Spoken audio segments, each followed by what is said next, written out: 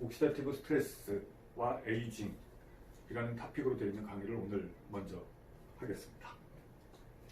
되게 많은 분들한테 사실은 익숙하실 것 같아요. 의학적으로 뿐만 아니라 일상생활에서도 요즘 우리가 활성 산소니 산화성 손상이니 하는 말들 굉장히 많이 듣잖아요. 이게 아시다시피 굉장히 많은 종류의 인체 질병과 관련이 있는 아주 중요한 코절 팩터 중에 하나죠. 그래서 사실은 일상적으로 익숙하기도 하고 중요하다는 사실도 알고 있음에도 불구하고 우리가 이거를 아주 기본적인 내용부터 공부해 본 적이 대부분의 경우에는 없어서 한번 이 내용을 처음부터 아주 베이직한 단계부터 시작해서 얘기를 해보겠습니다.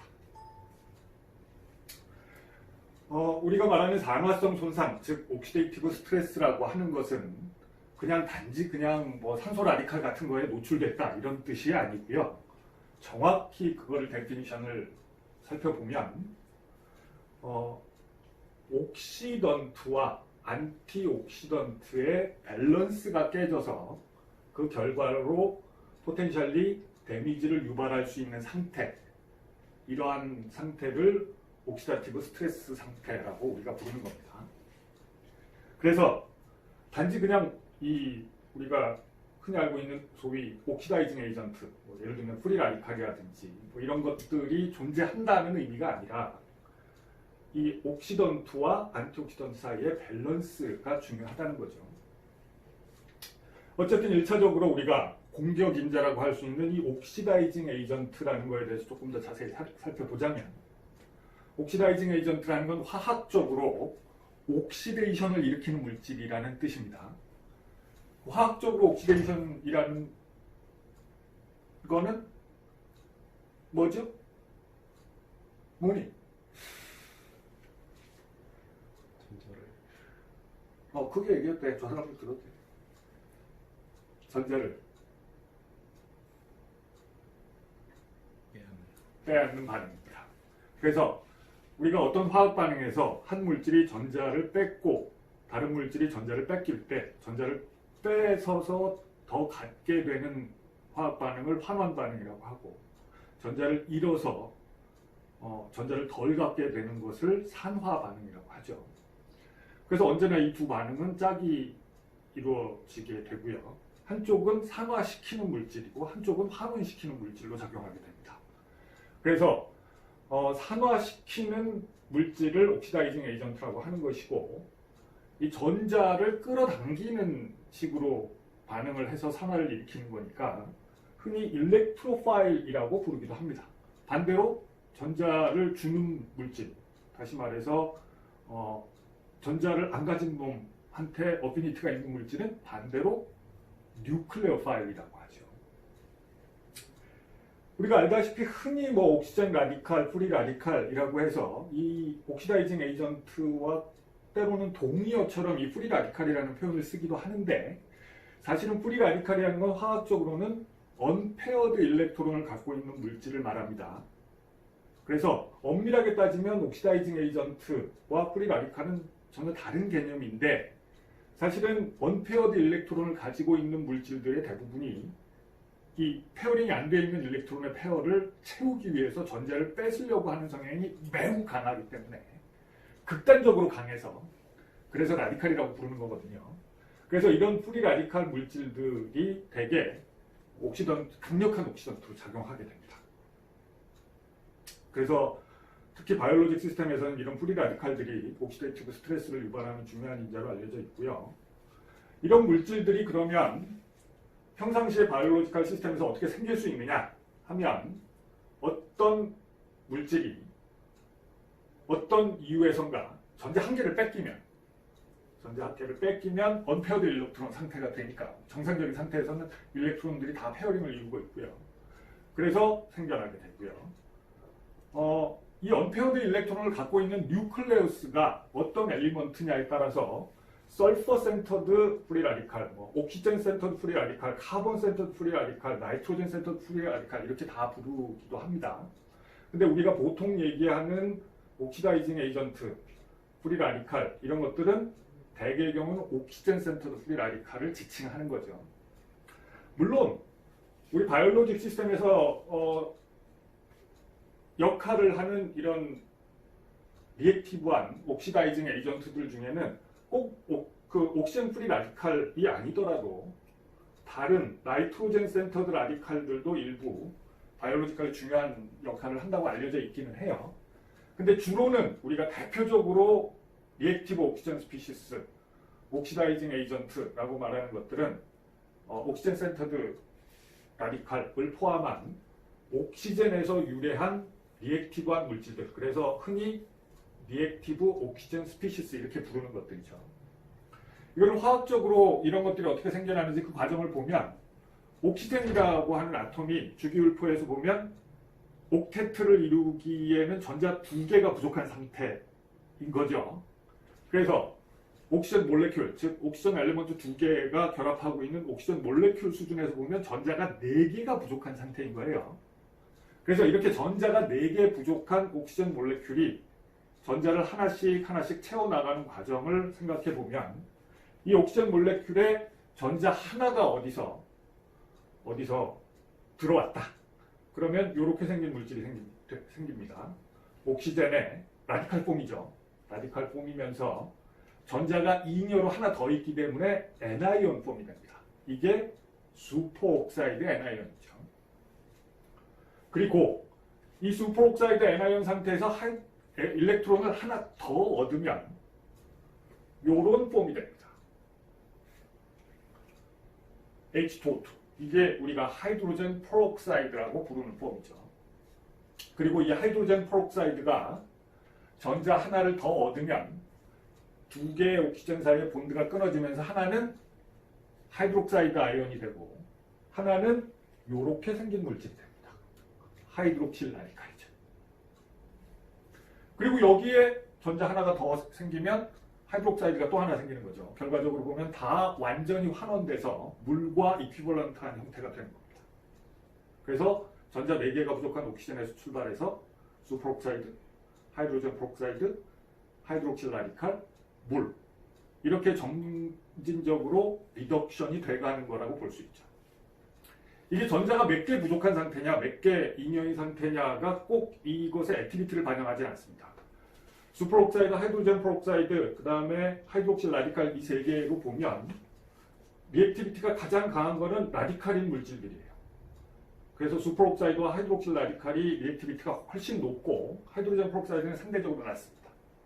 사실상 이 두 가지 물질은 우리가 어떤 시스템에서 농도를 측정하는 게 불가능해요. 사실상.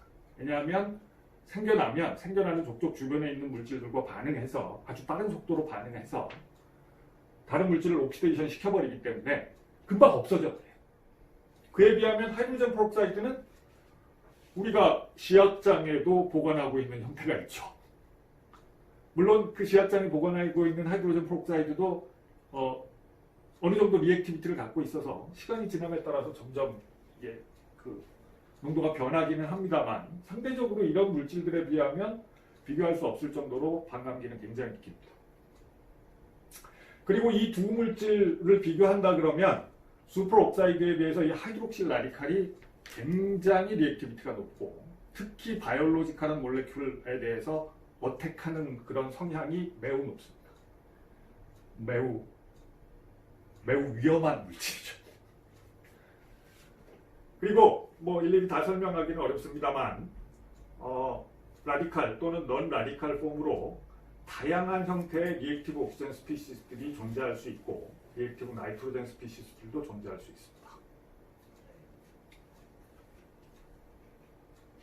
이런 리액티브 옥시젠 스피시스는 그런 바이올로지컬 시스템 안에서는 어떤 메커니즘으로 생성될 수 있는가? 전자가 그러니까 어디서 오느냐 하는 거죠.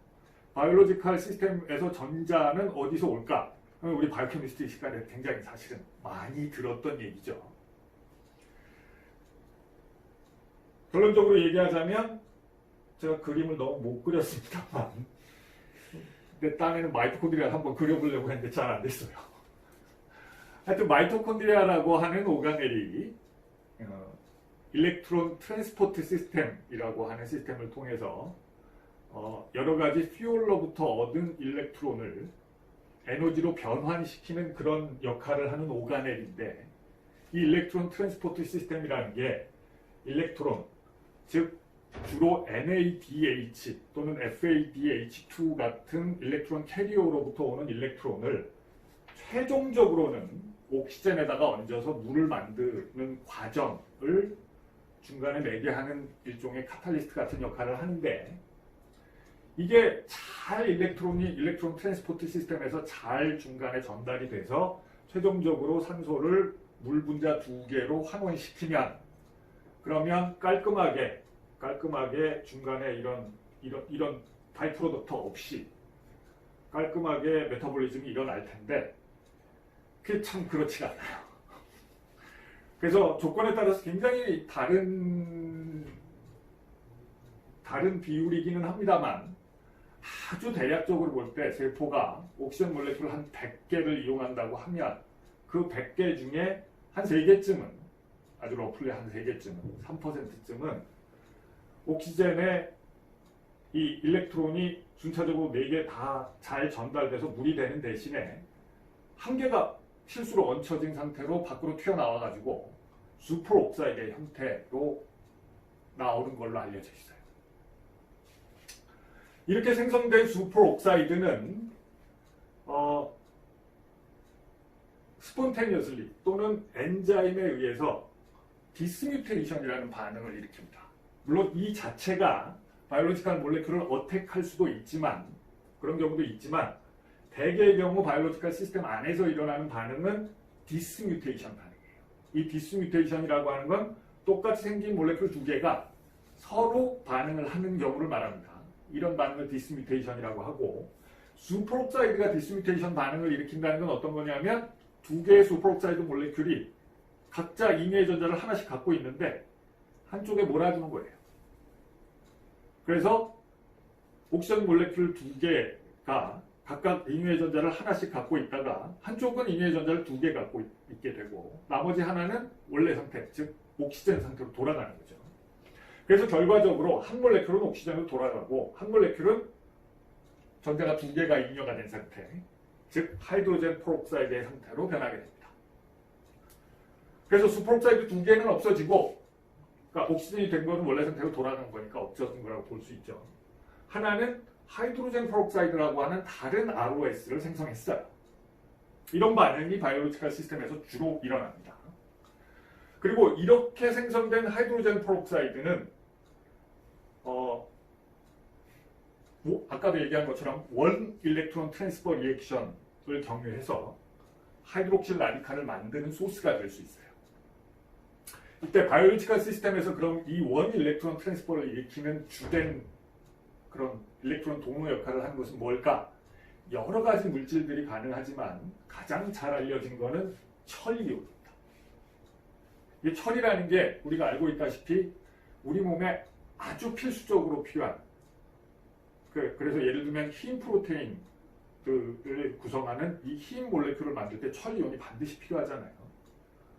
우리 몸에 있는 이 메탈 이온들 중에, 그러니까 트레이스 엘리먼트라고 부르는 것들 중에 제일 많이 있는 게 이 철이거든요. 철분 부족하면 굉장히 심각한 질병이 일어나죠.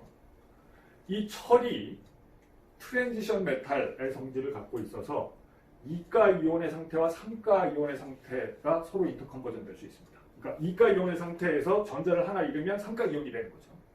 3가 이온의 상태에서 전자를 하나 얻으면 다시 2가 이온이 되고 왔다 갔다 할 수 있어요. 그런데 이 2가 이온 상태에서 하이드로젠 프록사이드를 만나면 반응을 일으켜서 전자 하나를 주고 그러니까 3가 상태 이온, 이거 페러스 아이온, 요거는 페릭 아이온이라고 부릅니다. 보통 페러스 아이온이 전자 하나를 하이드로젠 프록사이드에 주고 페릭 아이온이 되면서 이 하이드로젠 프록사이드는 하이드록사이드와 하이드록실 라디칼 2개로 쪼개지겠죠. 이렇게 해서 하이드록실 라디칼이 생깁니다. 그래서 우리 몸에서 사실은 이 철이라는 게 꼭 필요하지만 이런 아주 위험한 반응을 일으킬 수 있기 때문에 이거 굉장히 위험한 물질로 취급돼요. 실제로.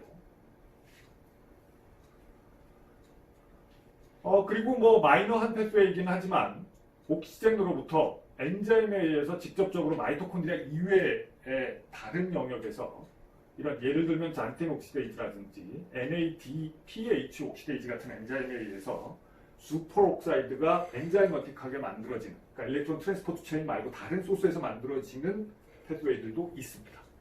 보통은 뭐 전체적으로 슈퍼옥사이드가 생성되는 데 있어서 이런 것들은 마이너한 패스웨이라고 알려져 있는데 특정한 조건에서는 굉장히 많이 만들어질 수 있어요. 이 엔자임들에 의해서. 이렇게 해서 만들어진 리액티브 옥시젠 스피시스들은 바이올로지컬 시스템을 어택합니다. 이게 강력한 일렉트로파일로 작용해서 바이올로지컬 시스템을 구성하는 많은 몰레큘들, 예를 들면 리피드라든지 프로테인이라든지 DNA 같은 이런 물질들을 어택해서 옥시데이션을 시켜요. 결과적으로 이것들은 망가지게 됩니다. 그래서 이게 뭐 결과적으로는 뭐 세포를 망가뜨리고 질병을 일으키는 거죠. 예를 들어서 몇 가지 구체적으로 한번 그 과정이 어떤 건지 한번 보여드릴게요. 리피드 프로옥시데이션, 지질 과산화 뭐 이렇게 표현하기도 하는데 이게 뭐 꼭 바이올로지컬 시스템에서만 일어나는 건 아닙니다만 어쨌든 바이올로지컬 시스템에서 ROS에서 생기는 아주 중요한 데미지의 메커니즘 중에 하나가 바로 이 리피드 프로옥시데이션인데 이걸 들여다보면 이런 겁니다. 어떤 종류의 라디칼, 이게 이런 반응을 가장 잘 일으키는 대표적인 물질은 조금 전에 언급했듯이 하이드록실 라디칼 같은 거예요. 어떤 이런 하이드록실 라디칼이 생기면 그게 주변에 있는 리피드 몰레큘하고 반응을 했을 경우에 이 리피드 몰레큘이 일렉트론이 상당히 리치한 물질 중에 하나이기 때문에 얘로부터 전자를 뺏어요. 전자 한 개를 뺐죠. 그래서 자기는 라디칼이 아닌 안정된 상태로 돌아가고 이게 하이드록실 라디칼이었다면 하이드록사이드가 되겠죠. 돌아가면서 리피드 라디칼을 만들어요. 이 리피드 라디칼은 카본 센터드 라디칼이겠죠. 카본이 갖고 있는 일렉트론 페어에서 뺏는 거니까. 그래서 이렇게 카본 체인들이 쭉 있는데 이렇게 라디칼 형태의 카본 아톰이 생기게 됩니다. 그러면 이렇게 만들어진 리피드 라디칼은 몰레큘러 리어레인지먼트를 거쳐서 좀 복잡한 반응입니다만 결과적으로 산소랑 결합해요. 이게 또 라디칼로서 반응성이 높은데 주변에 있는 물질 중에 산소랑 잘 반응을 해요. 그러면 어떤 물질이 생기냐면 이 리피드로부터 리피드 퍼록실 라디칼이 생깁니다. 이것도 라디칼이에요. 리피드 라디칼에 옥시젠이 붙은 다른 라디칼. 이번에는 이건 옥시젠 센터드 라디칼이죠. 이런 형태가 돼요. 근데 이게 이런 반응이 그냥 우연히 한 번 일어난다 그러면 별일 아닐 겁니다. 우리 몸 안에서는 뭐 그냥 그 수많은 리피드 몰레큘 중에 하나쯤 이렇게 망가졌다고 해서 큰일 안 일어나겠죠. 근데 문제는 이게 일종의 체인 리액션을 일으켜요. 이 리피드 퍼록실 라디칼이 그 인접한 주변의 다른 리피드 몰레큘을 또 어택합니다. 그러면 이 리피드 퍼록실 라디칼은 리덕션 돼서 리피드 하이드로프록사이드의 폼이 되고 이건 라디칼은 아니에요. 이것도 뭐 썩 그렇게 참 참 착한 놈은 아니지만 그렇게 나쁜 놈은 아니에요. 근데 문제는 어쨌든 전자를 또 하나 뺏긴 리피드 라디칼이 또 하나 생기는 거예요. 그러면 이 리피드 라디칼은 이 반응을 처음부터 다시 일으킵니다. 그럼 결과적으로 리피드 라디칼 생기고 리피드 하이드로프록실 라디칼 생기고 리피드 하이드로프록사이드 되면서 또 하나의 리피드 라디칼 생기고 이 반응이 계속 연속되는 거예요. 이런 반응을 우리가 체인 리액션이라고 하죠. 그러니까 결과적으로 라디칼 한 개의 어택으로 시작해서 이 리피드 몰레큘들이 어떻게 보면 누가 멈춰주지 않으면 전부 다 리피드 하이드로프록사이드로 변할 수 있는 거예요. 이거는 정상적인 리피드에 비해서 아까 말했듯이 그렇게 나쁜 놈은 아니지만 이 라디칼만큼 나쁜 놈은 아니지만 이거는 멤브레인의 성질을 굉장히 크게 변화시킵니다. 그래서 멤브레인이 정상적인 기능을 못하게 만들어요. 이런 것들이 많아지면. 그래서 궁극에 가서는 셀 멤브레인이 터져 죽게 됩니다.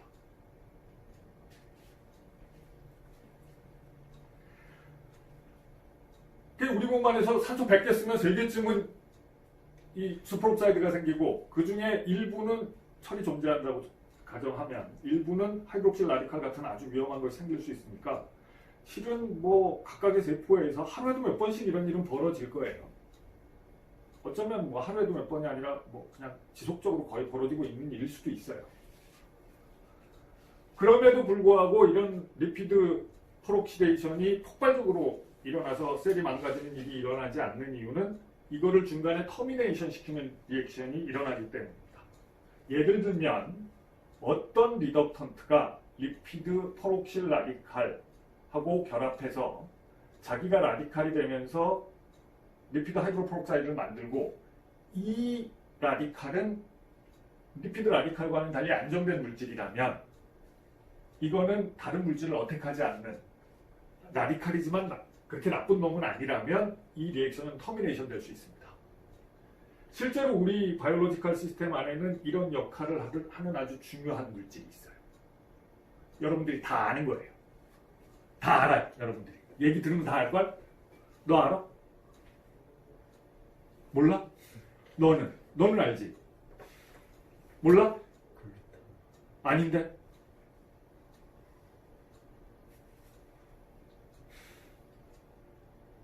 토코페롤입니다. 바이타민 E. 이게 지용성 비타민이죠. 지용성 비타민이면서 우리 몸에 필수적인 비타민이잖아요. 이것이 우리 몸에서 하는 가장 중요한 역할이 이겁니다.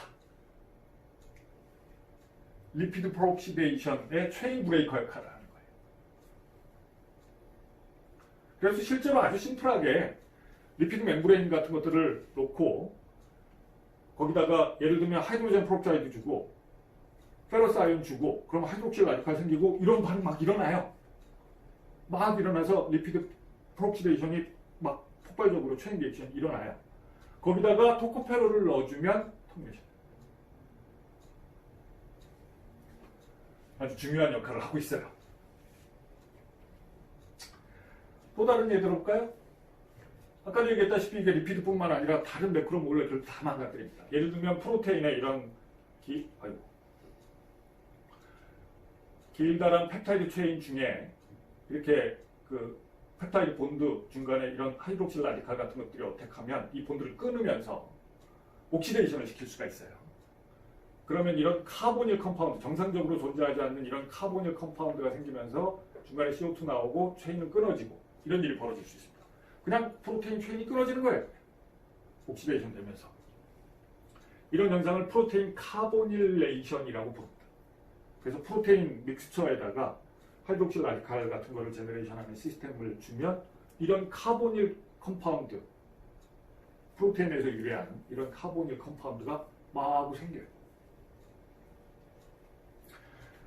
당연히 우리가 예측할 수 있듯이 이런 식으로 프로테인이 망가지게 되면 망가진 프로테인은 유비키티네이션 같은 시스템, 그래서 뭐 각종 프로테이즈 또는 프로테아솜에 의해서 데그레데이션 돼서 없어져 버리고 다이제스션 돼 버리니까 프로테인의 정상적인 기능에 심각한 문제를 초래할 수 있죠.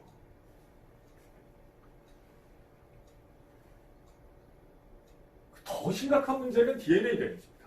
물론 뉴클레익 애시드 중에 DNA뿐만 아니라 RNA도 공격할 수 있고 이 DNA 데미지도 굉장히 많은 사이트에서 어택이 일어날 수 있는데 그 중에서 가장 대표적인 게 예를 들면 이런 거예요. 베이스의 옥시데이션이 일어날 수 있어요. 대표적으로 8하이드록시 구아닌 이런 겁니다. 구아닌 베이스에 8번째 카본의 옥시데이션이 일어나서 하이드록시 구아닌이 되는 거예요.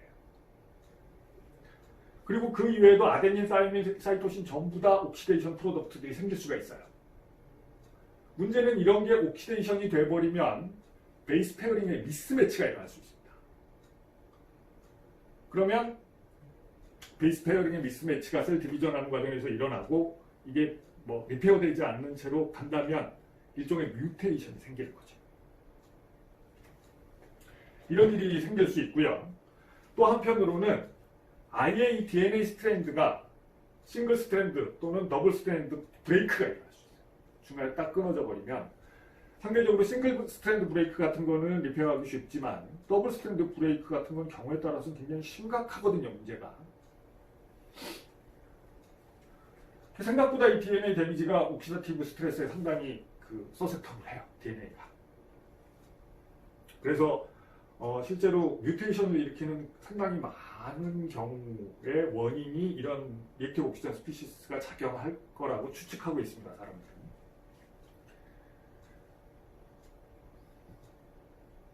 자, 지금까지 말씀드린 것이 ROS가 어떤 소스에서 어떻게 생겨나서 어떻게 바이올로지컬 시스템을 공격하느냐 하는 것들에 관한 얘기입니다. 이 공격인자죠. 그러니까 옥시다티브 데미지에 있어서 공격인자로 작용하는 것, 그 다음에 작용하게 되는 타겟, 이것들을 말씀드린 건데, 처음에 언급했듯이 옥시다티브 스트레스라고 하는 것은 이런 어택하는 에이전트들 ROS와 안티옥시던트의 밸런스가 깨지는 겁니다.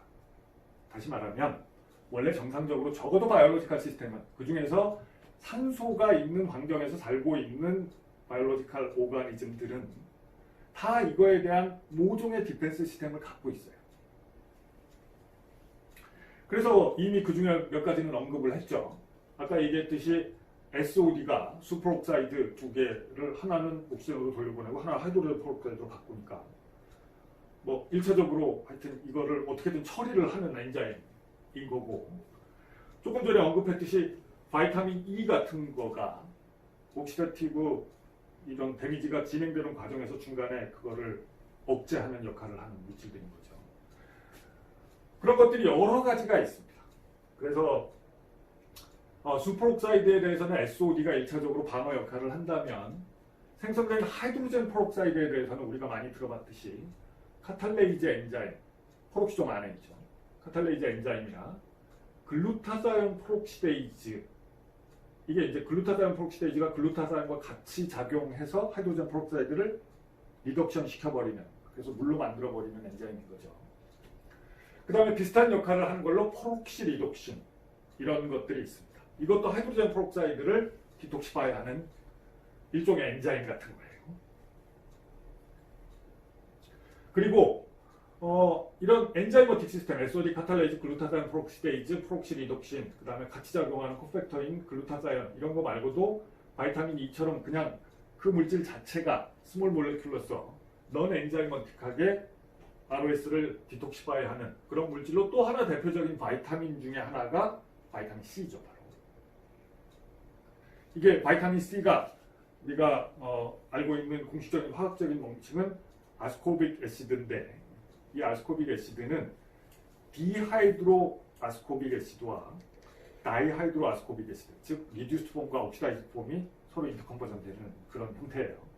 그래서 전자를 주거나 받을 수 있는 이런 리액션을 하는 거죠. 근데 이 경우에도 아까 얘기했던 바이타민 E와 비슷하게 얘가 전자를 주거나 받아서 생기는 라디칼, 이거는 데미지를 일으키는 물질이 아니고 그래서 상대적으로 톡식한 ROS를 제거하면서 자기가 하여튼 리덕턴트로 작용해서 퍼더 데미지를 방지하는 그런 역할을 하는 물질인 거죠.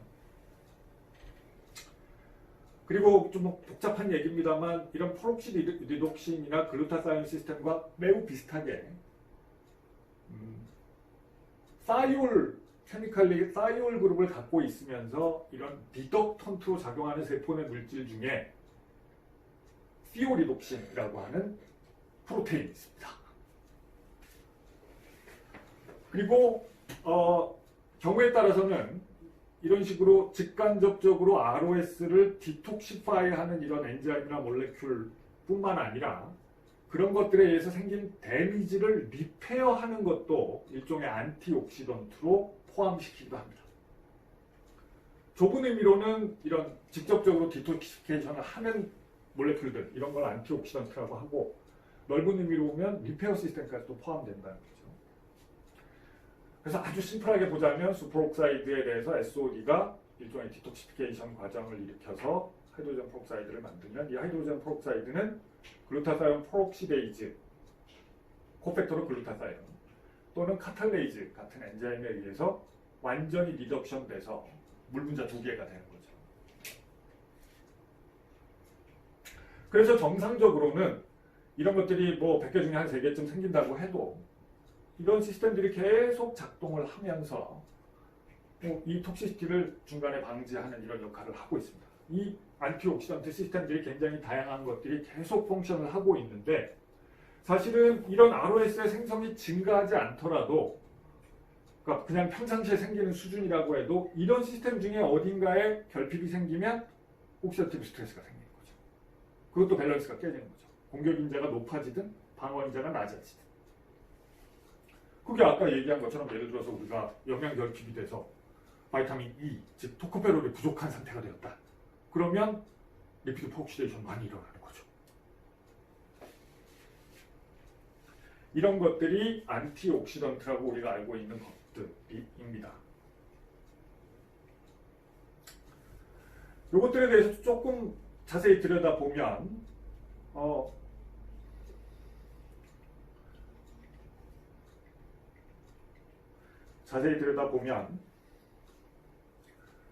아까 얘기했듯이 이 하이드로젠 프록사이드에 대해서 1차적으로 중요한 디펜스 역할을 하는 게 글루타사이온 프록시데이즈라고 하는 엔자임이라고 했는데 그때 이 코팩터로 글루타사이온이 작용한다고 그랬잖아요.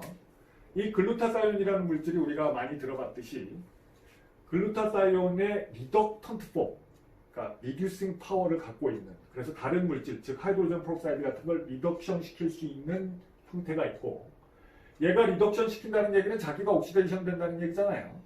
그래서 옥시데이션 되고 나면, 즉 전자를 주고 나면 옥시다이즈드 폼이 됩니다. 이 옥시다이즈드 폼은 여기서 보다시피 설포와 설포가 브릿지를 형성하고 있는 형태죠. 이게 우리가 알고 있는 그 이름, 다이설파이드인 거죠. 우리가 알고 있는 그 이름은 보통 시스테인의 다이설파이드가 시스틴 그렇게 알고 있죠.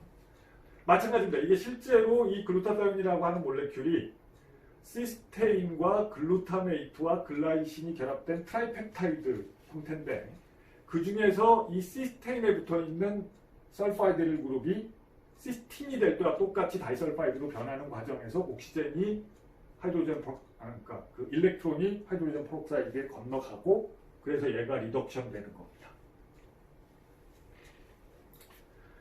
물론 이렇게 옥시데이션 된 폼의 글루타사이온은 이제 더 이상 리덕턴트로 당연히 작용할 수가 없으니까 갖고 있는 전자 줄 거를 줘버렸으니 또 줄 수는 없잖아요.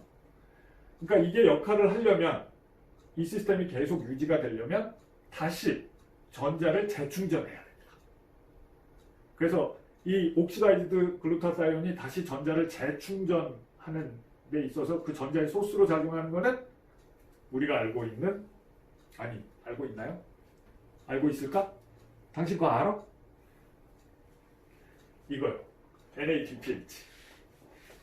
NADPH는 세포 안에서 물론 여러 가지 소스에서 생길 수 있지만 머조리티는 반 이상 경우에 따라서 대부분은 그거에서 생기죠. 출석부를 안 갖고 왔네. 그거를 물어보려고 했는데 출석부를 안 가지고 오는 바람에 첫 번째 세션에는 출석을 못 부르겠네요. 그거는 바로 펜타스 포스페이트 패스웨이죠. 그래서 궁극적으로는 글루코스가 그 일렉트론의 소스고 이 글루코스가 글루코스 6포스페이트로 헥소키네이즈에 의해서 컨버전 된 다음에 글루코스 6포스페이트가 펜토스 포스페이트로 패스웨이로 들어가서 글루코스 포스페이트 디하이드로제네이즈에 의해서 그 리보스가 되는 과정이죠. 그 과정에서 전자가 NADP 플러스에 얹어져서 NADPH가 되고 이 NADPH가 이런 일렉트론의 소스로 작용하게 되는 겁니다. 그래서 넓게 보면 어떻게 보면 글루코스도 안티옥시던트인 거죠. 글루코스 오리진의 일렉트론이 NADPH로 가서 이 NADPH가 옥시다이즈드 글루타사이온으로 가서 이 옥시다이즈드 글루타사이온이 리듀스드 폼이 되고 이 리듀스드 폼에서 전자가 나와서 하이드로젠 프록사이드를 디톡시파이 하는 거잖아요.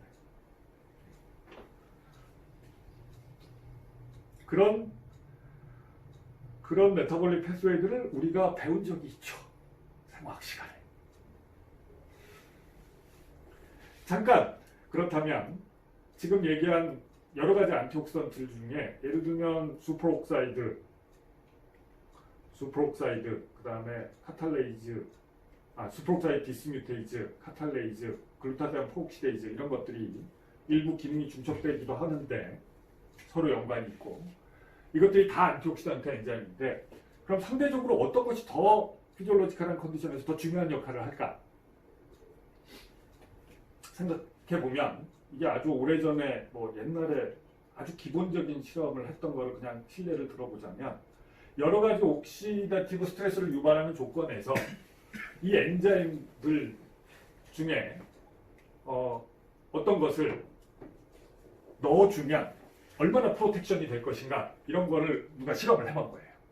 그랬더니 SOD 같은 거는 수백 배를 넣어줘야 어느 정도 프로텍션이 되는 거에 비해서 카탈레이즈는 7배, 글루타세온 프록시데이즈는 정상에 비해서 한 35%만 증가시켜도 같은 정도의 프로텍션이 일어난다는 거죠.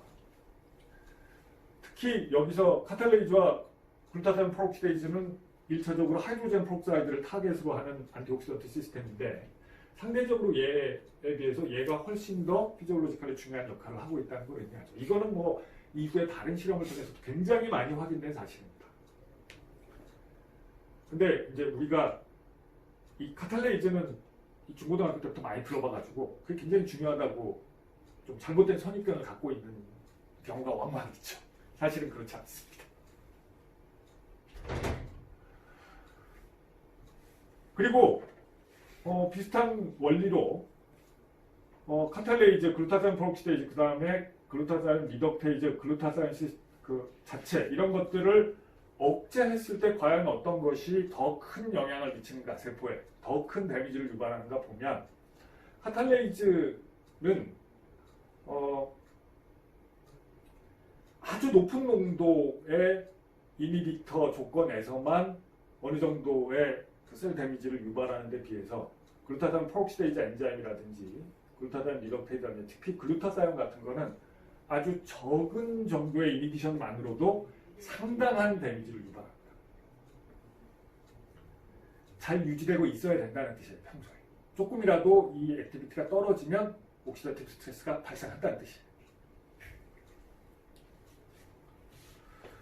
그래서 앞에서 본 것처럼 이 글루타사온이라고 하는 물질이 그 안티옥시던트의 어떻게 보면 가장 핵심적인 물질 중에 하나인데 그런 사실을 또 반증하는 중요한 팩터 하나는 이런 겁니다. 이게 세포 내에 사이토졸의 농도가 엄청 높아요. 이게 밀리몰라 렌지. 밀리몰. 뭐 세포 내에 이런 오게닉 몰레큘 중에 밀리몰 단위로 존재하는 거 몇 개 안 돼요. 그러니까 일렉트롤라이트 빼고 기본적인 그 메타볼라이트 몇 가지 빼고 나면 뭐 이런 거 별로 없어요. 근데 이게 앞에서도 본 것처럼 시스테인과 글루타메이트, 글라이신 이 세 개의 빌딩 블럭으로부터 만들어지는데 그래서 이게 감마 글루타밀 시스테인 글라이신이거든요. 물론 펑셔널 그룹은 요 설파이드 그룹이고 이게 만드는 과정에서 요 감마 글루타밀 시스테인 만들 때 ATP 하나, 감마 글루타밀 시스테인 글라이신 만들 때 ATP 하나. 그래서 ATP를 필요로 하는 에너지를 필요로 하는 과정인데다가 이게 사실 이 빌딩 블락 그 중에서도 특히 이 시스테인 같은 빌딩 블락이 세포로 서플라이 되는 양이 그렇게 많지 않은 물질이에요. 그래서 이런 것들을 빌딩 블락들을 조달하는 과정에서도 에너지가 많이 필요하고 이걸 만드는 과정에서도 에너지가 많이 필요한데 이게 생각보다 반감기가 짧아요. 그러니까 지속적으로 세포는 계속 이걸 만들어내고 있어야 된다는 뜻이에요. 그러니까 농도도 높고 이거를 유지하는데 에너지도 많이 드는 그런 시스템인데 이게 조금이라도 떨어지면 상당히 심각한 문제를 초래할 수 있는 이런 물질이라는 거죠.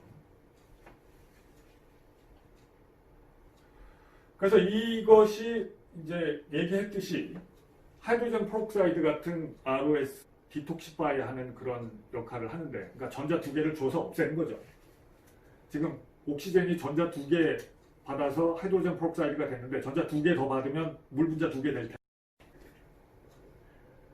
예. 글루타사ion이 그래서 안티옥시던트 중에 가장 크리티컬한 역할을 하는 물질 중에 하나인데 그거의 1차적인 기능은 우리가 알고 있다시피 아까 얘기한 것처럼 하이드로젠 프록사이드를 물 분자 2개로 만들어서 디톡시파이 하는 기능인데 그 이외에도 사실은 다양한 기능들을 하고 있어요. 몇 가지만 간단히 예를 들자면 아까 얘기한 것처럼 리피드가 폴옥시데이션 되면 이런 형태가 되는데 리피드 하이드로프록사이드 이게 사실은 하이드로젠 프록사이드랑 굉장히 화학적으로 유사한 형태예요. HOOH가 아니고 ROOH인 형태죠. 그래서 이것도 글루타사ion과 비슷하게 반응할 수 있습니다. 하이드로젠 프록사이드와 마찬가지고. 그래서 예를 들면 글루타사이온 프록시데이즈 이 물론 여러 가지 아이소탑이 있는데 그 중에 하나에 의해서 이런 리피드 하이드로프록사이드 그러니까 패티에이시드 하이드로프록사이드나 포스포리피드 하이드로프록사이드가 이런 글루타사이온 프록시데이즈의 폼에 의해서 글루타사이온을 이용해서 이렇게 하이드록사이드 폼으로 리덕션 될 수 있습니다. 이거는 비교적 이제 안정된 형태예요. 물론 이것도 정상은 아닙니다만. 이런 리피드 프록시데이션에 대한 디펜스에 있어서 중요한 역할을 합니다. 그러니까 하이드로젠 프록사이드를 제거하는 역할, 그 다음에 리피드 프록시데이션의 어떤 디펜스 역할.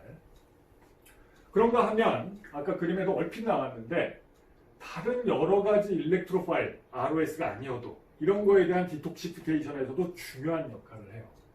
그 대표적인 사례가 이런 겁니다. 우리도 맨날은 아니지만 아주 자주 먹는 아세트아미노펜이라는 약이 있어요. 타이레놀이죠. 타이레놀의 성분명이 아세트아미노펜입니다. 이 타이레놀은 먹으면 간에서 대사됩니다. 간에서 대사돼서 간에서 모종의 옥시데이즈 사이토크롬 P450 시스템이라고 하는 옥시데이즈 시스템에 의해서 옥시데이션 돼서 옥시다이즈드 프로덕트가 생기는데 이게 메타볼리즘의 끝이 아니고 그 다음 단계에서 컨주게이션이 됩니다. 예를 들면 글루타사이온 같은 물질하고 컨주게이션이 돼서 이게 일렉트로파일이거든요. 그래서 이제 전자를 주고 옥시데이션 되는 게 아니라 붙는 거예요. 그냥 전자쌍을 주는 거죠. 이것도 글루타사이온이 붙어서 리덕션 시킨 거예요. 이렇게 돼야 넌톡식한 메타볼라이트로 컨버전 됩니다. 우리가 먹은 그거가 타이레놀이. 그래서 만약에 이게 주로 간에서 이런 대사가 일어나는데 무슨 이유에선가 간에 글루타사ion이 부족하잖아요?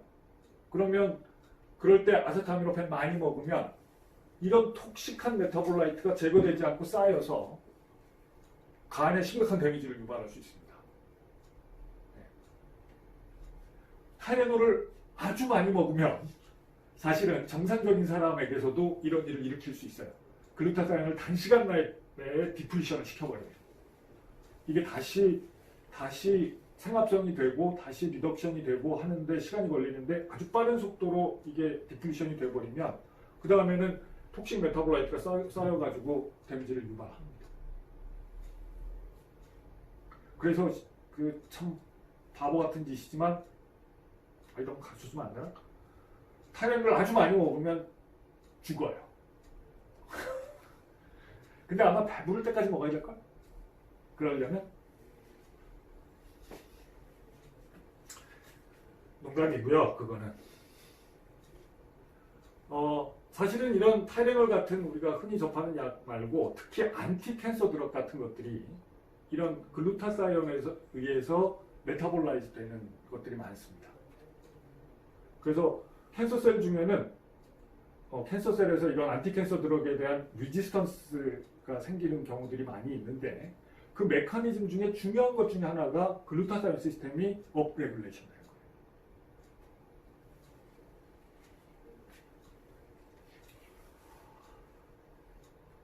그리고 리피드 하이드로프록사이드 자체에 대한 디톡시피케이션 뿐만 아니라 리피드 하이드로프록사이드로부터 이제 생기는 다양한 프로덕트들이 또 톡식한 메타볼라이트로 작용하는 경우들이 있는데 그게 이제 대표적으로 잘 알려진 게 하이드록시 노네날 같은 거예요. 들어본 사람도 있을 것 같은데 이런 프로덕트 이게 프로덕트가 돼도 다 일렉트로파일이거든요. 이런 것들이.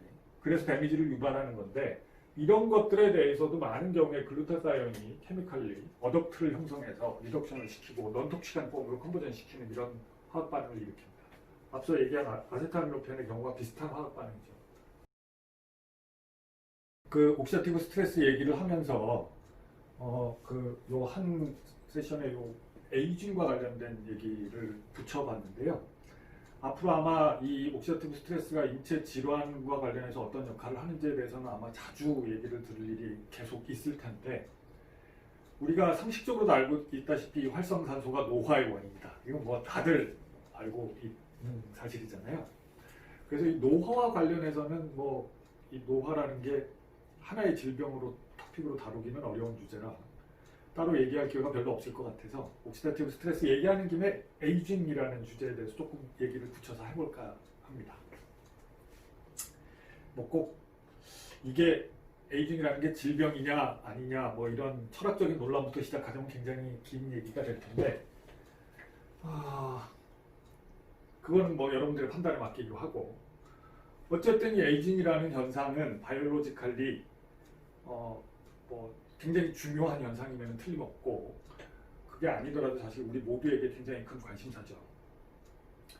여러분들은 아직 때가 안 됐겠지만 저는 이제 50대를 넘어서 가지고 에이징이라는 게 뭔지를 몸으로 느끼는 시기를 지나서 그것 때문에 우울해 보기도 하고, 이제 또 그런 과정을 다 지나가서 부모님들이 이제 어머님, 아버님이 다 돌아가시고 그런 경험도 하고, 그래서 이래저래 참 생각할 기회가 많아지는 때인데, 여러분도 앞으로 그런 길을 걸어가게 되겠죠. 이거에 대해서 한번 우리 바이올로지 하는 사람으로서 바이올로지컬리 에이징이라는 걸 우리가 어떻게 바라볼 수 있는가에 대해서 한번 생각을 해봅시다. 뭐 우선 전제하자면 이 에이징이라는 과정은 그냥 시간이 흘러가면서 변하는 것이라는 의미는 아니죠. 시간이 흘러가면서 변하는 건 맞는데 이게 방향성이 있죠. 그래서 에이징의 끝은 죽는 거죠. 그래서 우리가 그냥 특별한 사고 없이 에이징으로 죽는 거를 자연사라고 하는 거죠. 내추럴 데스 이렇게 부르는 거죠. 이것도 엄밀히 따지면 굉장히 규정하기 어려운 거지만 어쨌든 개념적으로는 그렇습니다. 에이징이라는 과정은 어쨌든 어떤 방향성을 갖고 점차적으로 일어나서 그게 끝까지 가면 죽는 거죠. 그런 현상입니다. 그래서 이 에이징이라는 것이 과연 어떤 속도로 어떻게 일어나느냐 하는 것들과 관련해서 이제 에이징의 속도가 상대적으로 빠르고 느린 거를 우리가 측정할 수 있는 지표가 되는 게 바로 이 라이프 스팬입니다. 라이프 스팬. 수명. 그래서 수명이 긴 사람 또는 어떤 생물체는 우리가 이제 에이징이 천천히 일어났다고 하고, 그러니까 적어도 이제 사고에 의해서 사망한 게 아니잖아요. 내추럴한 데스인데 뭐 태어나서부터 그 내추럴 데스까지의 기간이 짧았다 그러면 라이프 스팬이 짧은 거고 에이징이 빨리 일어나는 거라고 말할 수 있겠죠. 우선 이 개념부터 명확히 좀 생각해보고 지나가야 될 게, 우리가 수명이라고 얘기할 때 실은 두 가지 다른 의미를 가진 단어를 막 혼용해서 쓰고 있어요. 그래서 예를 들면 우리가 수명이 80세가 되었다. 지금 현재 대한민국에 한 50세 정도 되는 사람들의 수명이 뭐 82세다, 3세다 이런 식으로 우리가 수치를 얘기하잖아요. 그거는 생물학적인 수명이 아닙니다. 그거는 라이프 익스펙턴시예요. 예를 들면 지금 50세인 사람이 나중에 다 죽고 나서 그 사람들이 몇 년을 살았는지를 평균 내보면 83 정도가 될 거다, 이런 뜻이에요.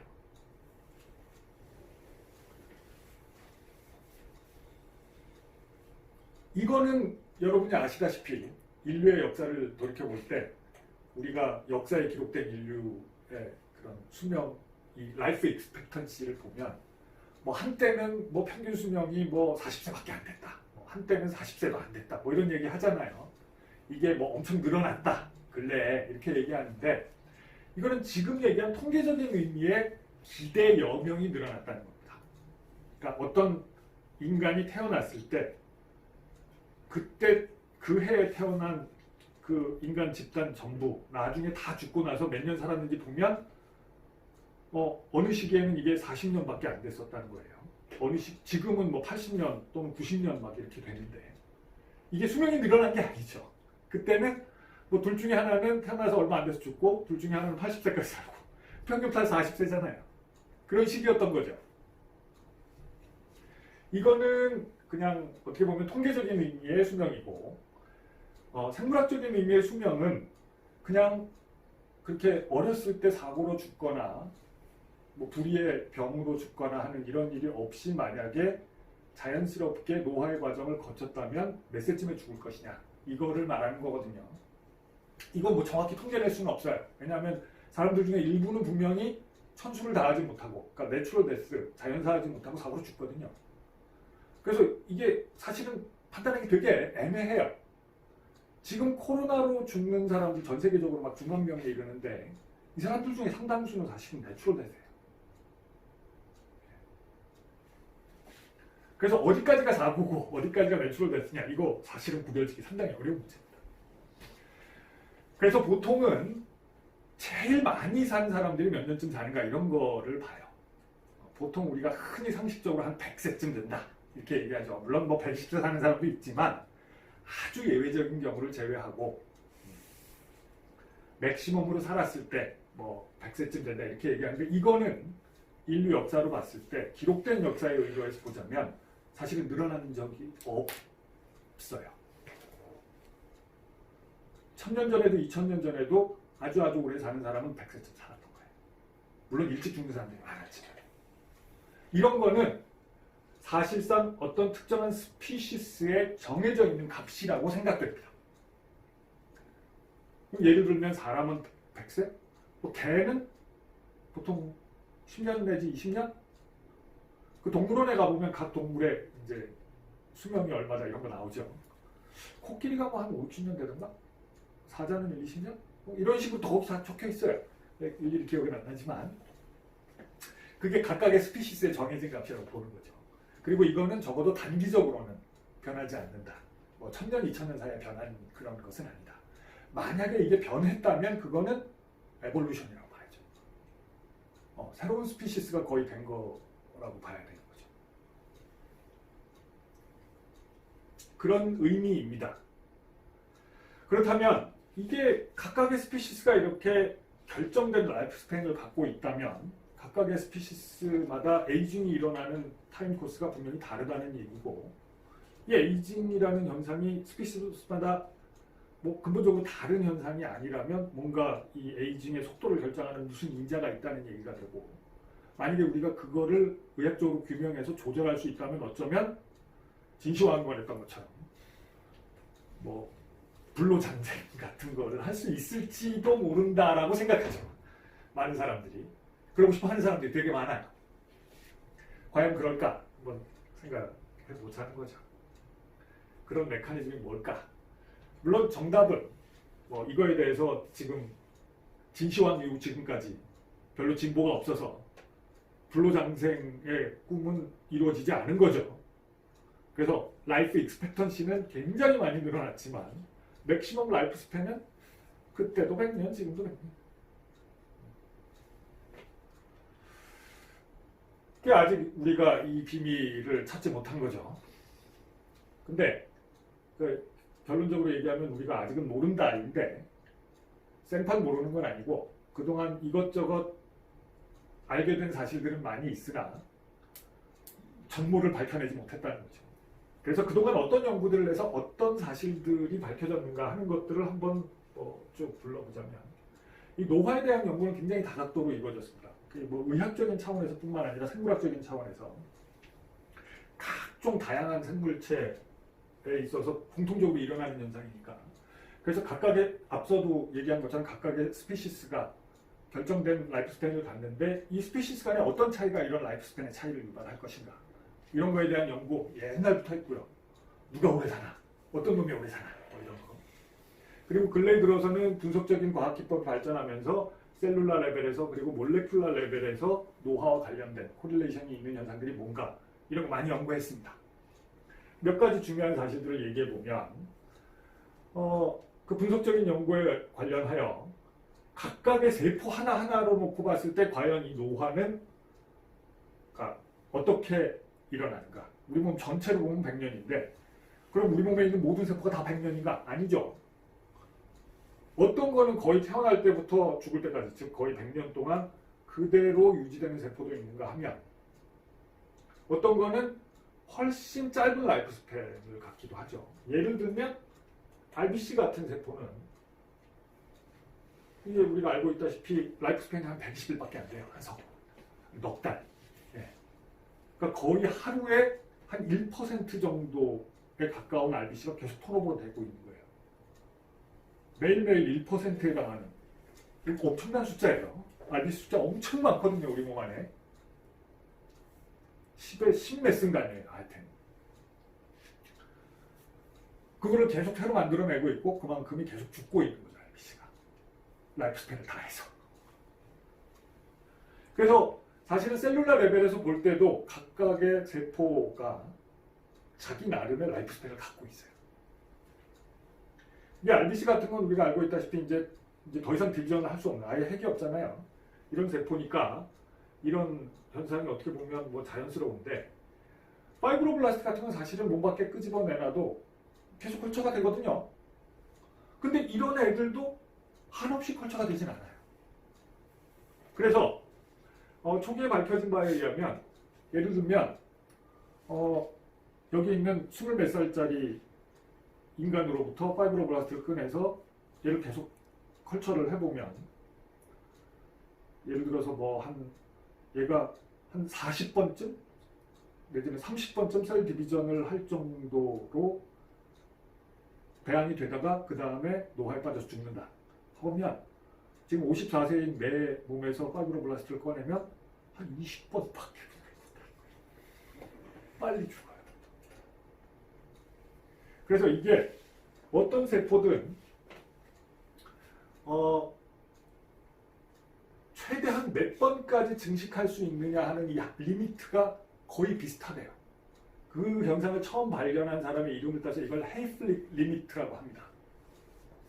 그래서 이게 대부분의 경우 프라이머리 컬처인 경우 얘기입니다. 50번 정도.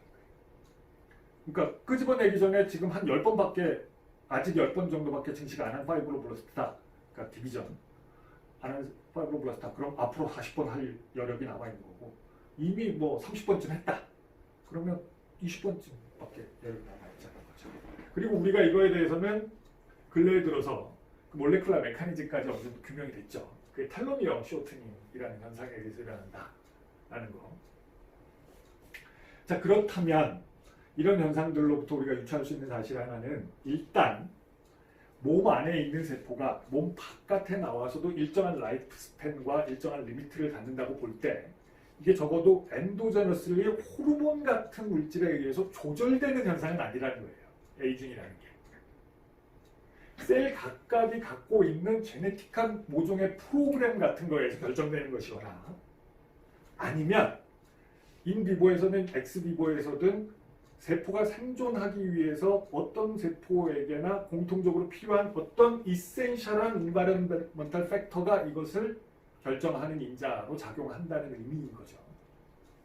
그렇습니다. 생각해보면 우리가 알고 있다시피 그런 이센셜한 인바이런먼탈 팩터로서 가장 이제 의심되고 유력하게 지금 거론되고 있는 게 바로 이 ROS였던 거죠.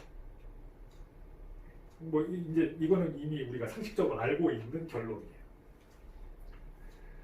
단지 그냥 그런 스터디들의 과정이 어땠는지를 한번 재미삼아 보고 지나가자는 거죠. 그리고 몰레큘라 레벨에서 봤을 때는 우리가 과연 이런 에이징의 과정이 몰레큘라 레벨에서는 어떤 매니페스테이션, 즉 몰레큘라 레벨에서 어떤 체인지가 일어나느냐 보면 다 나타납니다. 프로테인의 모디피케이션도 일어나고요. 프로테인 자체의 턴오버 속도의 차이가 나고, 그러니까 양의 차이가 나는 거죠.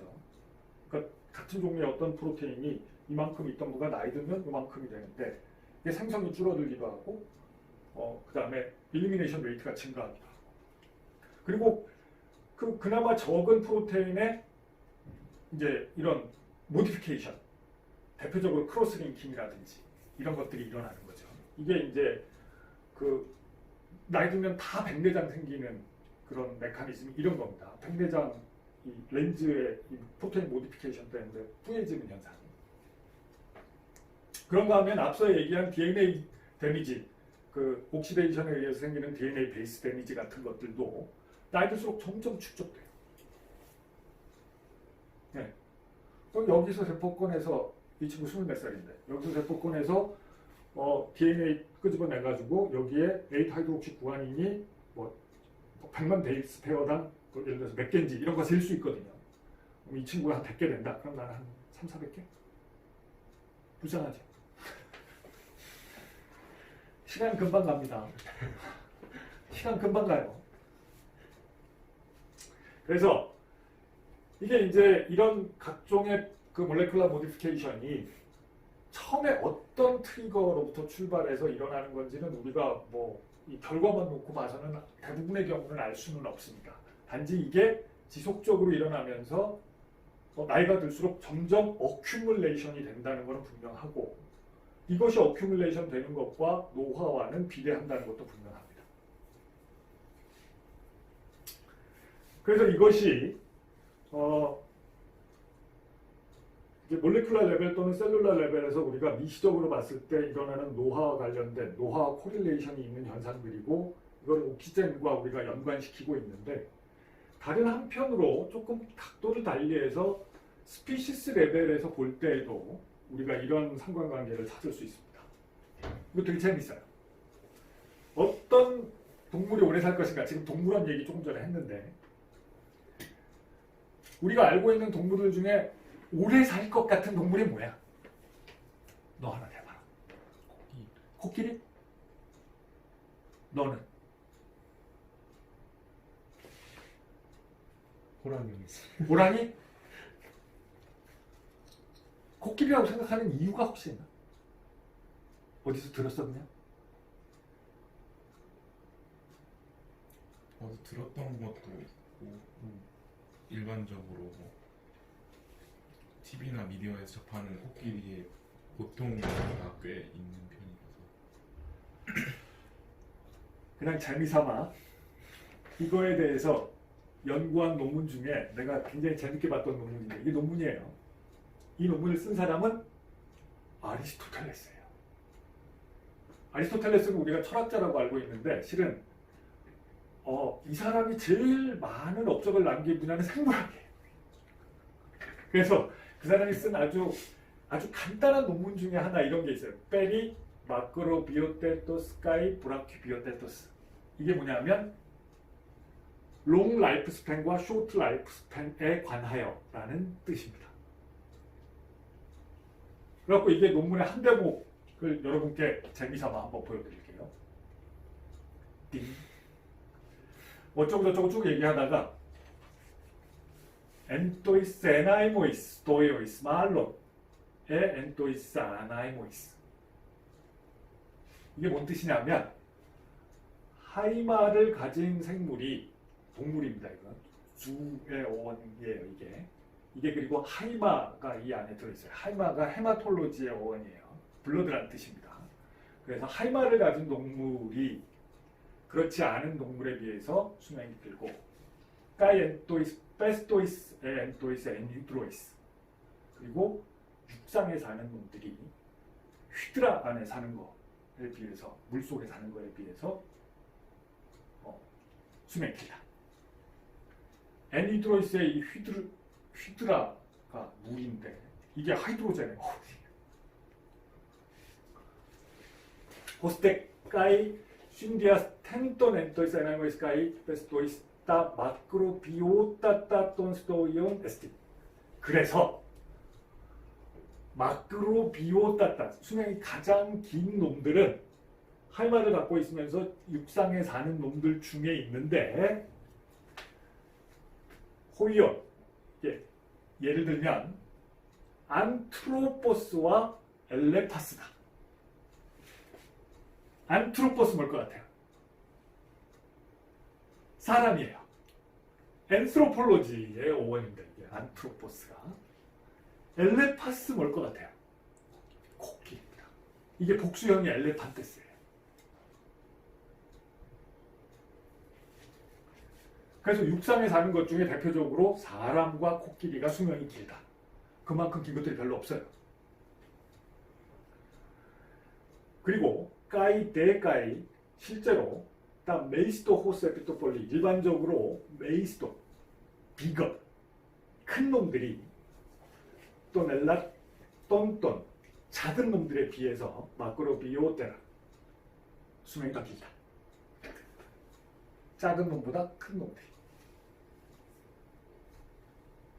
그래서 앞서 얘기한 얘들뿐만 아니라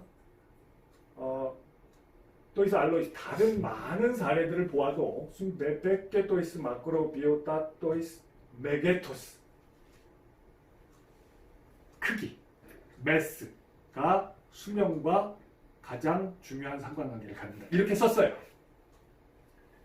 대략 2300년쯤 전에 아리스토텔레스라고 하는, 그게 정확히 읽으면 아리스토텔레스가 아니고요. 아리스토텔레스예요. 사람이 이렇게 썼어요. 논문이야, 이게. 생물학 논문이야.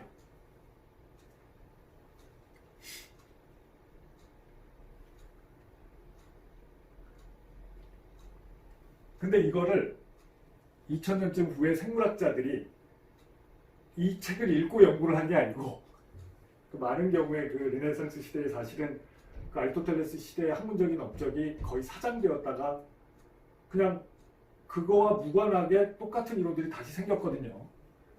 원자론 같은 게 그 대표적인 예죠. 아톰이라는 말은 아리스토텔레스의 시대에 있던 말이거든요. 생물학자들이 여러 가지 수명과 상관관계를 갖는 변수들을 연구하다가 이런 사실을 수학적으로 밝혀냈어요. 라이프 스팬과 바디 매스. 그러니까 어떤 스피시스의 평균적인 바디 매스. 그러니까 예를 들어서 쥐 같으면 뭐 한 200g, 300g, 뭐 마우스 같으면 30g, 40g, 사람 같으면 70g, 70kg, 80kg, 코끼리 같으면 뭐 톤 단위인가? 하여튼 이런 식으로 이거를 수백, 수천 종을 라이프 스팬과 바디 웨이트, 평균 바디 웨이트 사이에 상관관계가 있는지를 보기 위해서 플로팅을 해봤는데 아주 수학적으로 근사하게 바디 매스의 0.25순간 라이프 스팬이 비례해. 여기 이걸 그래서 이제 수학적으로 그냥 내가 이거는 그냥 플로팅을 계산을 해서 해본 건데 이게 무슨 뜻이냐면 예를 들어서 1,1과 16,2를 지난다는 뜻이에요. 그러니까 1kg짜리 평균 1kg짜리 스피시스보다 평균 16kg짜리 스피시스가 라이프 스팬이 2배라는 뜻이에요. 이게 실제로 플로팅한 거를 보면 엄청나게 많은 생물종인데 이 커브에 거의 근사해. 놀랍게도. 정말. 그렇다면 큰 놈들이 오래 산다는 아리스토텔레스의 말이 정말 과학적으로 확실히 입증된 건데 그 관계가 하필이면 이래요. 바디매스의 4분의 1승에 비례해. 바디매스가 2배면 라이프 스팬이 2배 이게 아니고 4배면 2배 이것도 아니고 16배면 2배.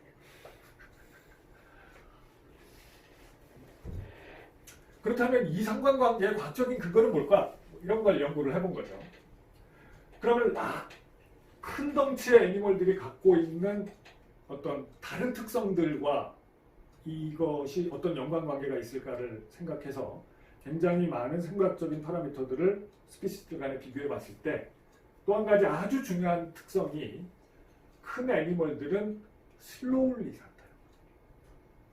이게 무슨 뜻이냐면 에너지 익스펜디처, 우리가 보통 BMI라고 부르는 거, 평상시에 우리가 에너지를 얼마나 쓰느냐, 우리 몸에서 열이 평상시에 얼마나 나오느냐, 이걸 봤을 때 레스팅 상태에서 에너지 익스펜디처를 봤을 때 이게 당연히 더 큰 놈들은 에너지도 많이 쓰겠죠. 세포의 개수가 많으니까. 세포의 크기는 다른 스피시스에도 큰 차이가 안 나잖아요. 세포 하나하나의 크기는. 세포의 개수가 많으니까 얼핏 생각하면 세포의 개수에 비례해서 에너지도 비례해서 쓸 것 같죠. 그래서 세포의 개수가 10,000개인 애니멀과 세포의 개수가 20,000개인 애니멀을 비교해보면 20,000개인 애니멀이 에너지를 2배 쓸 것 같은데 그렇지 않다. 세포의 개수 또는 단위 매수로 이 에너지 익스펜디처를 나눠보면 이게 큰 거일수록 적다는 뜻이에요. 그러니까 에너지를 덜 쓴다. 이거를 이제 슬로울리 잔다라고 얘기하는 거죠. 에너지를 산다는 것, 곧 에너지를 계속 컨슘하는 거니까. 이런 특성이 있더라는 거예요. 그래서 이거를 수학적으로 보니까 바디 웨이트와 이 레스팅 에너지 익스펜디처를 이렇게 플로팅을 해보면 얼핏 생각하면 우리가 그랬던 것처럼 이렇게 비례하는 것처럼 보여요. 근데 이게 자세히 보면 직선하고 매우 달라요. 이게 예를 들어서 1,1을 지나는데 16,8을 지나요. 그래서 이거를 수학적으로 플로팅을 해보면 바디매스의 0.75cm. 조금 다르게 표현하면 이게 실제로 마우스, 렛, 캣, 독, 침팬지, 휴먼, 카우까지 바디매스의 0.75승으로 레스팅 에너지 익스펜디처를 나눠보면 이렇게 거의 일정해요. 이런 상관관계가 있다는 거죠. 이걸 다르게 표현하면 이거를 레스팅 에너지 익스펜디처를 단위 매스로 나눈 값을 보면 이런 상관관계가 나오게 됩니다. 이게 점점 라저 애니멀에서 작아진다는 거예요. 이거는 마이너스 0.25승이 되죠. 이렇게 나누면 양변을 단위 매스로 나눠보면 뭔 얘기인지 알겠죠? 요거 두 개를 합쳐서 보면 레스팅 에너지 익스펜디처 각각의 세포 내지는 각각의 단위 매스가 쓰는 에너지 단위 시간당 쓰는 에너지의 양과 라이프 스팬을 곱한 값이 같다는 거예요. 그러니까 슬로울리 사는 놈이 오래 산다는 뜻입니다. 가늘고 길게. 또 다른 뭐 비유적인 표현으로 보면 밝게 빛나는 초가 빨리 꺼진다. 그런 뜻이에요. 이런 법칙이 거의 외 없이 여러 스피시스에 맞아떨어져요. 그래서 우리가 실제로 모든 스피시스에 공통적으로 적용되는 어마운트 오브 리븐을 계산할 수 있어요. 이게 1시간당 단위 매스 1g당 1칼로리예요. 그래서 이거를 인간의 경우로 대입해보면 24시간 365일 80년으로 대입해보면 이게 인간의 어마운트 오브 리빙이 되는데 이 어마운트 오브 리빙은 다른 스피시스에도 똑같아요. 그래서 이 값이 2배가 되는 어떤 애니멀이 있다면 이 애니멀은 라이프 스팬은 반이 될 거라는 거죠. 근데 그거는 매스가 사람의 16분의 1이 되는 거죠. 그래서 이런 이론을 Rate of Living Hypothesis라고 합니다. 삶의 속도가 빠를수록 라이프 스팬이 짧다. 그럼 이 삶의 속도가 라이프 스팬을 결정하는 중요한 메커니즘이 뭘까요? 우리가 알다시피 삶의 양과 비례해서 우리는 옥시젠을 씁니다. 그러니까 여기서 말하는 삶의 양이라는 에너지 익스펜디처죠. 에너지 익스펜디처라는 것은 산소를 쓰는 동물에 있어서는 산소 소모량과 비례해요. 그러니까 에너지 익스펜디처가 적으면 적을수록 산소를 비례해서 덜 쓴다는 뜻이에요. 이거 정비례 관계가 있어요. 그렇게 놓고 보면 단위 시간당 쓰는 옥시젠의 양이 많을수록 라이프 스팬이 짧다는 뜻인 거죠.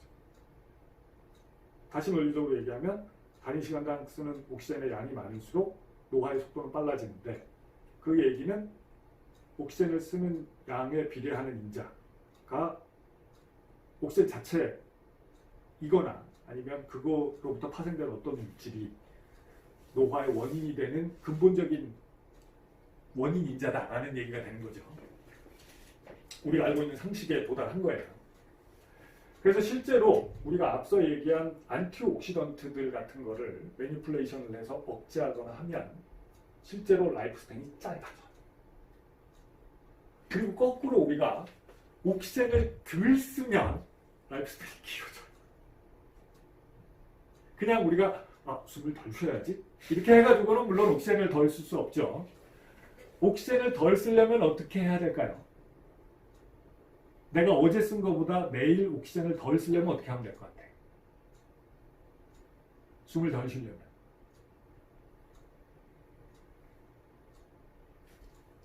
자면 될 것 같아. 물론 자는 동안은 메타볼릭 레이트가 떨어지고 옥시전도 덜 쓰는 게 맞습니다. 근데 우리가 의도적으로 하루 종일 잘 수는 없죠. 그렇게 하는 놈들이 있죠. 하이버네이션 하는 거죠. 네. 실제로 하이버네이션 하는 동안은 노화의 과정도 느려지는 거예요. 그게 사실은 잠을 자는 건 아니에요. 하이버네이션은. 그러니까 동면이라고 우리가 부르는 현상은 겨울 잠은 아니에요. 사실은 거의 죽어있는 상태예요. 죽었다 살아나는 거거든요. 그래서 죽어있는 상태에서 노화가 일어나요.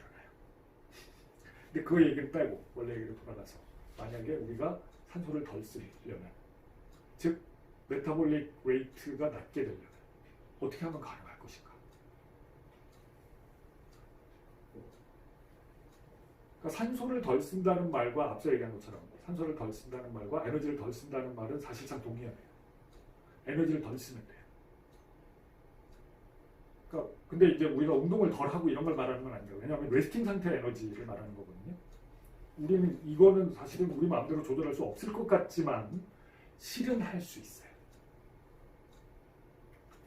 나중에 뭐 이거에 대해서 또 따로 자세히 얘기할 기회가 있을지 모르겠습니다만 굶으면 돼요.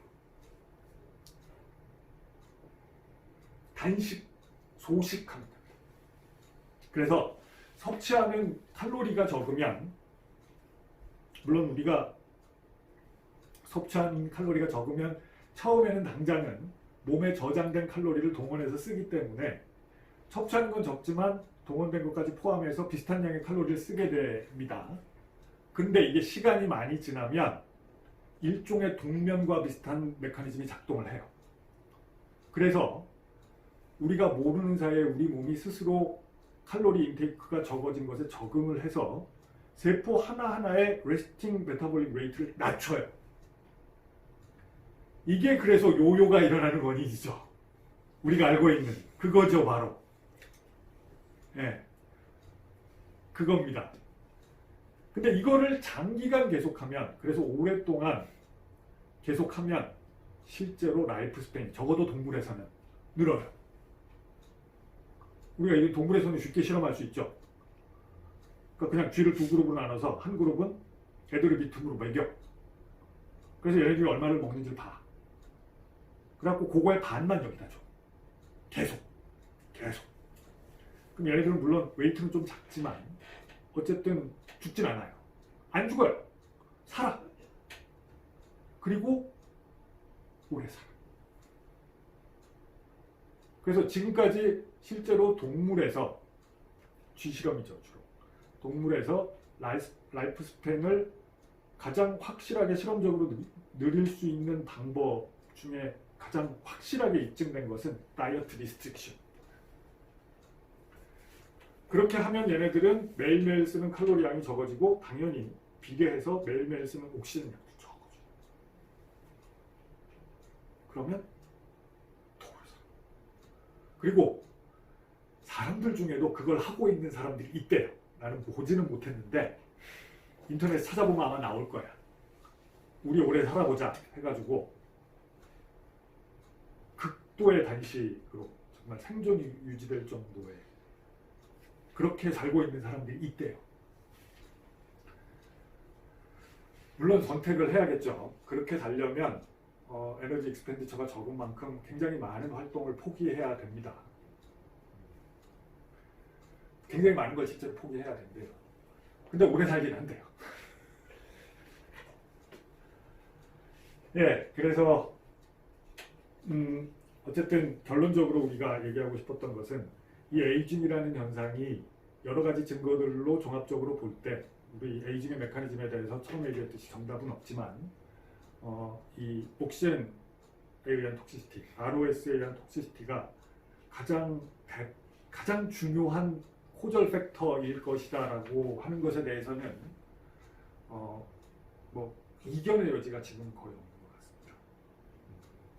단지 이것을 과연 다른 경우와 비슷하게 디지즈로 취급하고 이것을 프리벤션하고 또는 치료하기 위한 어떤 조치를 우리가 강구해야 할 것인가 하는 문제는 좀 다른 종류의 문제가 되겠죠. 그거는 뭐 철학적으로 한번 좀 생각해 보는